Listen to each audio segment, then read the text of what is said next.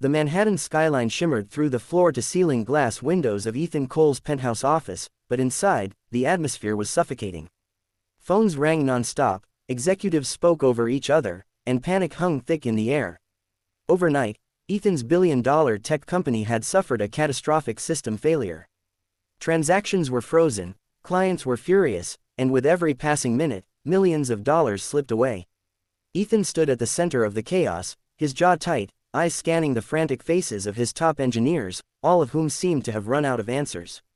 Victoria, his impeccably dressed fiancée, tried to maintain control, issuing sharp instructions, but even she was beginning to lose composure. "How is this even possible?" she demanded, her voice edged with frustration. No one responded with certainty. Screens flashed with error codes, but none of the experts could pinpoint the root cause. The room that was usually filled with confidence and authority now echoed with uncertainty and fear. Near the doorway, almost invisible amid the urgency, stood Sofia. She had arrived earlier with her mother, who worked as the housemaid. While her mother quietly continued her duties, Sofia lingered, watching everything unfold. She wasn't supposed to be there, not in a room filled with powerful people and million-dollar decisions. Yet her eyes moved carefully from one screen to another, absorbing every detail. She noticed patterns others ignored, small inconsistencies buried beneath layers of complicated data. Ethan ran a hand through his hair, clearly exhausted. "We're running out of time," he muttered. His voice carried a weight that silenced the room for a moment. It was then that Sofia took a hesitant step forward. Her heart pounded, aware of how out of place she seemed.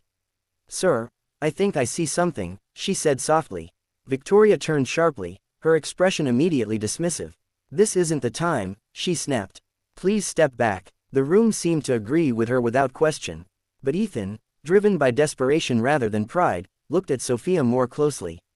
There was something steady in her gaze, something different from the panic surrounding him. "Wait," he said, raising a hand. "Let her speak." Sofia moved closer to the main screen, pointing gently at a section of code everyone else had overlooked. Her voice, though quiet, was clear. "The issue isn't the system, it's a loop error here. It's causing everything to crash repeatedly." The room fell silent, every eye shifting toward the screen as she began to explain further. For a brief second after Sofia finished speaking, the room remained frozen in silence. Then, as if waking from a trance, one of the senior engineers rushed forward and began typing rapidly, following her explanation. Lines of code shifted across the screen, commands were executed, and within moments, the endless stream of error messages began to disappear. One by one, the systems restarted. Transactions resumed. Notifications of recovery started flooding in. The suffocating tension that had gripped the room slowly gave way to stunned disbelief. Ethan stepped closer, his eyes fixed on the screens as normal operations returned. "It's working," he murmured, almost to himself. The realization hit him hard. Something his entire expert team had failed to solve in hours had been identified in minutes by a girl no one had even considered part of the conversation. He turned toward Sofia, studying her with a mixture of curiosity and admiration. Victoria, on the other hand, stood completely still. Her earlier confidence had vanished, replaced by visible discomfort.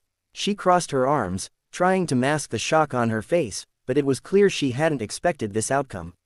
"It must have been luck," she said quietly, though her voice lacked conviction. No one responded. The evidence was glowing on the screens in front of them. Ethan took a few steps toward Sofia. "Where did you learn to do this?" he asked, his tone now calm but deeply intrigued. Sofia hesitated for a moment, unused to being the center of attention. I've been learning on my own," she replied softly. "Online courses, free resources, whenever I had time. I just kept practicing." Her answer was simple, but it carried a quiet strength that filled the room. The executives exchanged glances, some impressed, others embarrassed. Ethan let out a slow breath, as if reassessing everything he thought he knew about talent and success. "You saw what none of us could," he said. "That's not luck." Sofia lowered her gaze slightly, unsure how to respond. She had spent years unnoticed, her abilities hidden behind circumstances no one bothered to look beyond. But in that moment, everything had changed. Ethan straightened, making a decision without hesitation.